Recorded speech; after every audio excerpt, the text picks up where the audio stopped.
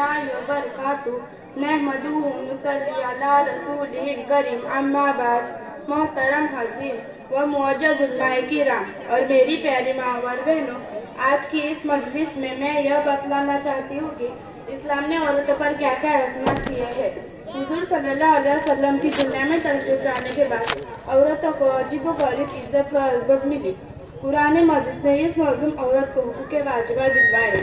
چنانچہ ہم زمانے جاہلیت اور گزشتہ قوموں کے مختلف معاشروں میں اس عورت کی زندگی کا مطالعہ کرتے ہیں تو دل بے چین و بے قرار ہو جاتا ہے، بدن میں لرزاہٹ اور کپکپاہٹ طاری ہو جاتی ہے، بدن کا روا روا کھڑا ہو جاتا ہے۔ اس بیچاری عورت کو حیوان جانور اور دلتوں سے بھی زیادہ کم درجہ سمجھا جاتا تھا۔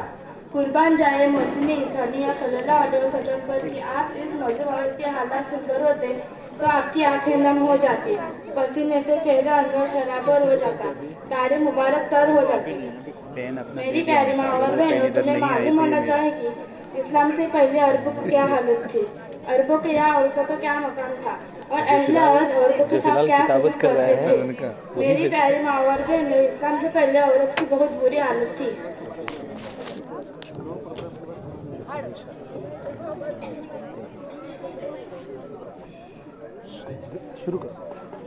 اہل عرب میں خاص کر عورتوں کے ساتھ بہت ظلم ہو رہا تھا، ان کے حقوق پامال کیے جا رہے تھے، یہاں تک کہ انہیں میراث سے محروم رکھا جاتا تھا۔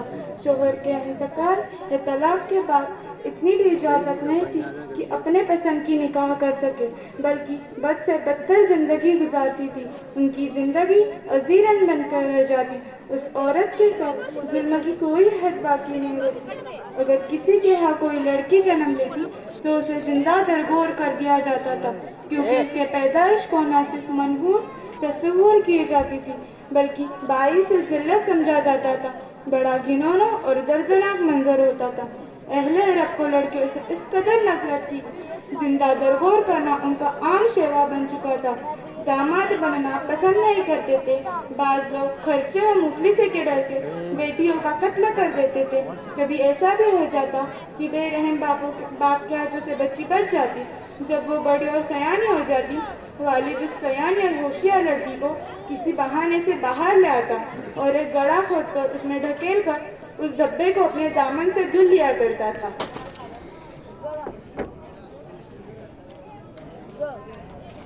میری پیاری ماں اور بہنوں، زمانے جاہلیت میں عورت کے ساتھ کیا کیا مظالم رائے ہیں، ناقابل بیان ہے۔ چنانچہ ایک روایت ہے جس میں ایک شخص نے کہا کہ وہ کس طرح اپنے بیٹیوں کو زندہ دفن کرتے تھے۔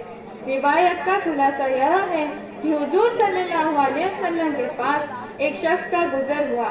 اس نے عرض کیا، اے اللہ کے رسول صلی اللہ علیہ وسلم، ہمارے مشاغل بتوں کی پوجا کرنا، اولاد کو اپنے ہاتھوں سے قتل کرنا تھا۔ میری اپنی ایک کہانی تھی، میری ایک بیٹی تھی۔ جب میں اس کو بلاتا تو وہاں میرے پاس دوڑ کر آتی۔ ایک دن میرے بلانے پر وہ خوشی خوشی دوڑتی ہوئی آئی۔ میں آگے بڑھتا چلا گیا، وہ میرے پیچھے آتی رہی۔ میں آگے بڑھتا چلا گیا، وہ میرے پیچھے آتی رہی۔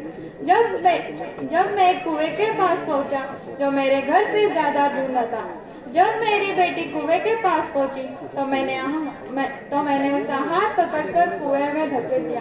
وہ مجھے ابا ابا کہہ کر پکارتی رہی، مگر میں نے کچھ نہ سنا۔ مجھے اس پر کوئی رحم نہ آیا۔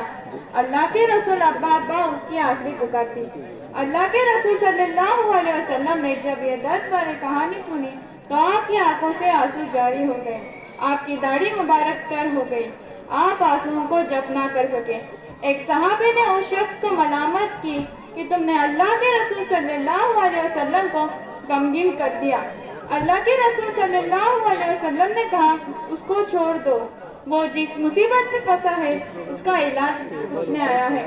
اللہ کے رسول صلی اللہ علیہ وسلم نے فرمایا، تم اپنا قصہ دوبارہ سنا۔ چنانچہ اس نے دوبارہ سنایا۔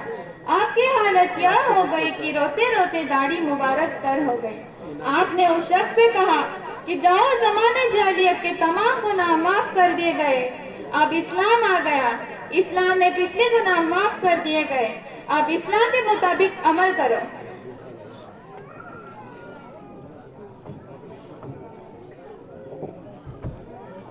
میری پیاری ماں اور بہنوں، عورت کو مختلف معاشروں میں جو ظلم و ستم ہوئے وہ کسی لکھے پڑھے انسان پر ڈھکے چھپے نہیں ہیں۔ قرآن نے عورت کو باغ انسانیت کی زینت قرار دیا، اسی لیے اسلام نے اسے باوقار طریقے سے وہ تمام حقوق عطا کیے جائے کہ وہ مستحق تھی۔ اسلام نے عورت کو گھر کی ملکہ قرار دیا، ہر چیز میں اس کی حصہ داری رکھی۔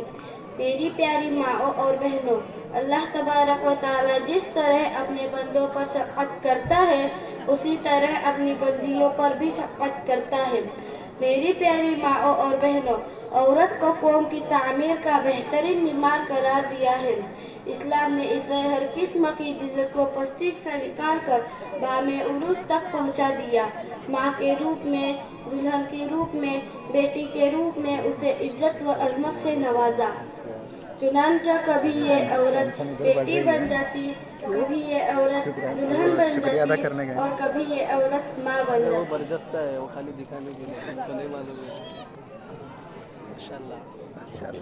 چنانچہ اسلام سے پہلے دور جاہلیت میں جب یہ بیٹی کے روپ میں تھی تو اس کی بڑی غربت ہو رہی تھی، ذلت کی نگاہوں سے اسے دیکھا جا رہا تھا، ہر طرح کے ظلم و ستم سے اسے ستایا جا رہا تھا۔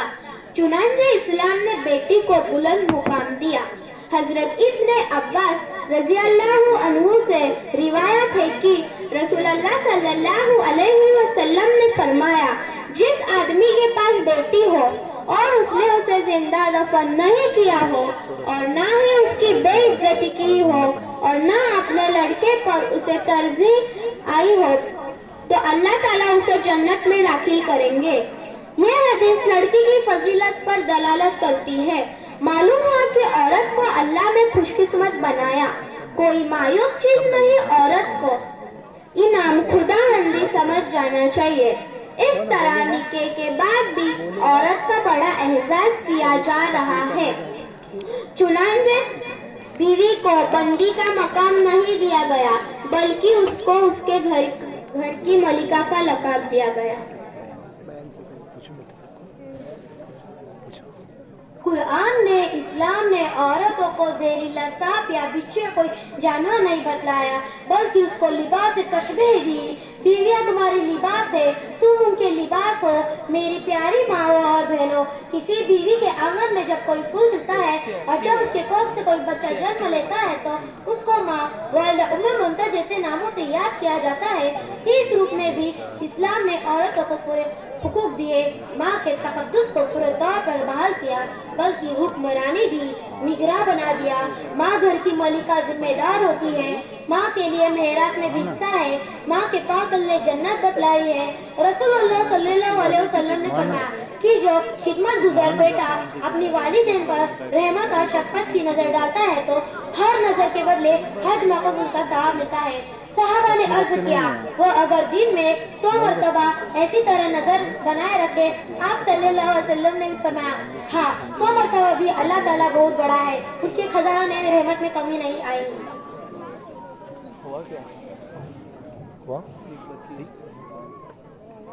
بہرحال ماں کو اللہ نے بہت بڑا مرتبہ دیا۔ خلاصہ یہ ہے کہ جس بیٹی پر ظلم کیے تھے وہی بیٹی بہن بن جاتی ہے، بیوی بن جاتی ہے اور ماں بن کر عظیم درجات حاصل کرتی ہے۔ پوری تقریر کا خلاصہ یہ ہے کہ عورت جس روپ میں بھی آئی ہے اسلام نے اسے وقار دی، عزت دی، کہ کسی بھی معاملے میں عورت کو پیچھے نہیں رکھا۔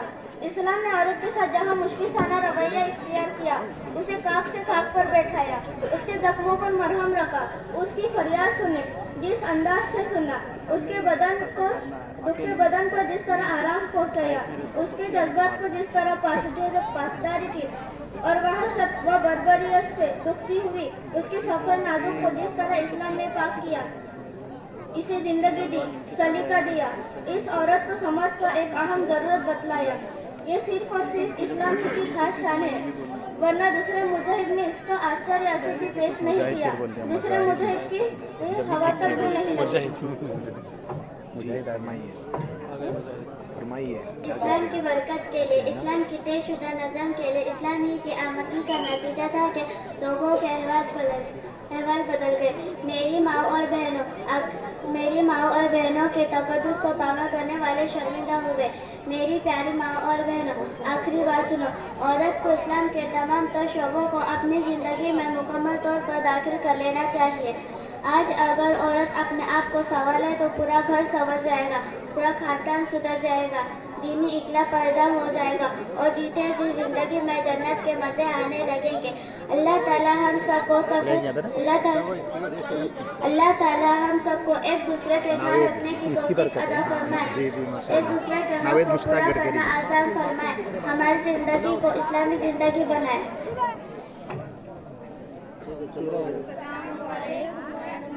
काय बासी तुमचं माशाल्लाह बहुत ही बेहतरीन अंदाज के अंदर इन बच्चियों ने अपना प्रोग्राम पेश किए हैं।